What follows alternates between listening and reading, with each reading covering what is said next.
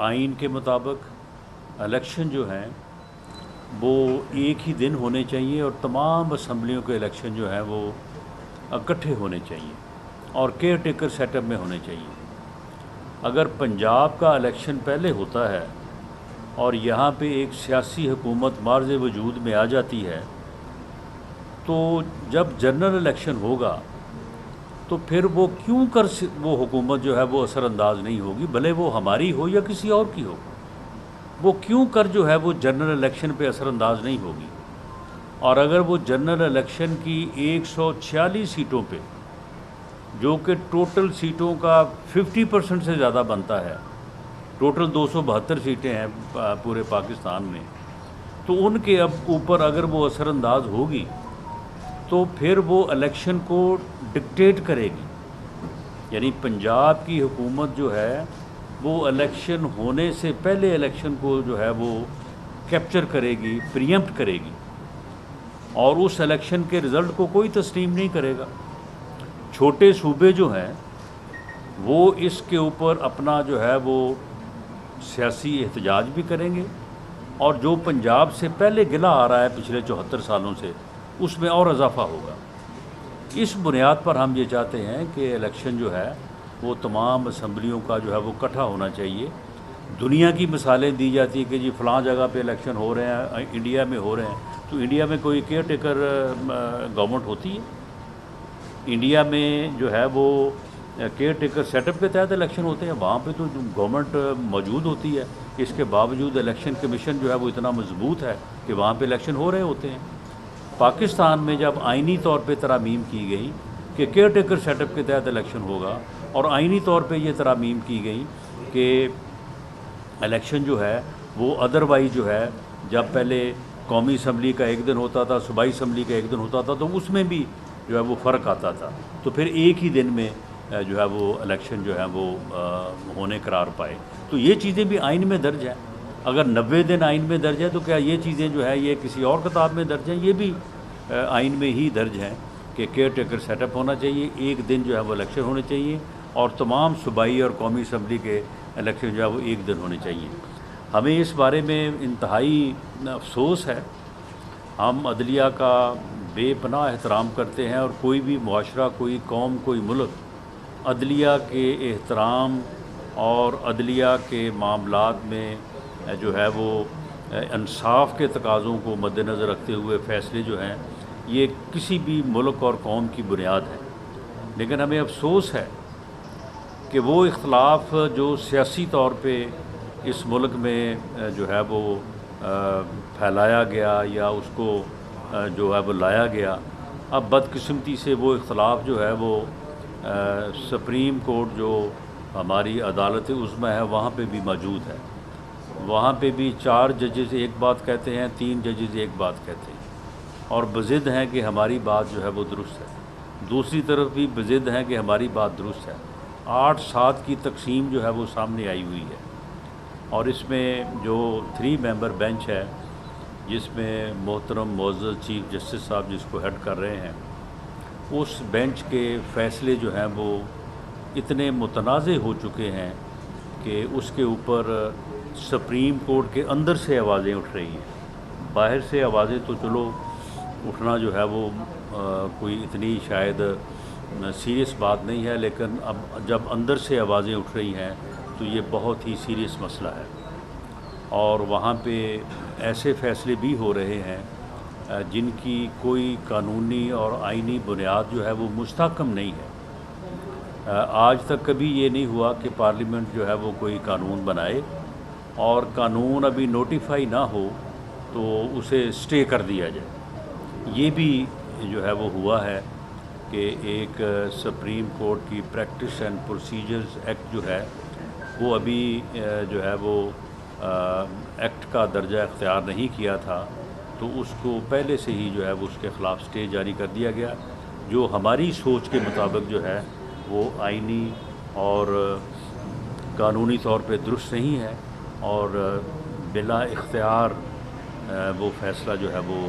किया गया है और हम समझते हैं कि उस फ़ैसले की आइन और कानून में कोई जो है वो बुनियाद नहीं है। اور جو اب یہ کہا گیا کہ جی یہ اس بات کی کہ زیادہ امکانات تھے کہ تمام سیاسی جماعتیں جو ہے وہ مل بیٹھیں اور مل بیٹھ کے اس مسئلے کا جو اس وقت ملک کو درپیش ہے، آئینی بحران بھی اور سیاسی بحران بھی اور اس کے ساتھ ساتھ معاشی بحران بھی، یہ بحران جو ہے وہ اتنے گہرے ہو چکے ہیں کہ ان کا جو ہے وہ حل کسی ایک جماعت کے پاس جو ہے وہ ممکن نہیں ہے۔ یہ سب کو جو ہے وہ ملک اور قوم کی بہتری کے لیے سر جوڑ کے بیٹھنا ہوگا، اور یہ کوششیں ہو رہی تھیں، لیکن جو گزشتہ روز سماعت ہوئی ہے اس میں 3 ممبرز بینچ نے جس انداز سے اس معاملے کو مذاکرات کے ذریعے حل کرنے کی کوشش کی ہے، وہ بذات خود جو ہے وہ ایک بڑی عجیب و غریب بات ہے کہ آپ کوئی تقریباً 14-15 کے قریب جماعتوں کو یہ کہیں کہ آپ 1 بجا ہے تو آپ 4 بجے تک جو ہے وہ مذاکرات بھی کریں، کسی معاہدے پہ بھی پہنچیں اور پہنچ کے ہمیں آگے بتا دیں۔ یہ کیسے ممکن تھا؟ بلکہ ایسا کہنے سے جو مذاکرات پچھلے 2-4 دنوں سے ہو رہے تھے اور عمران خان نیازی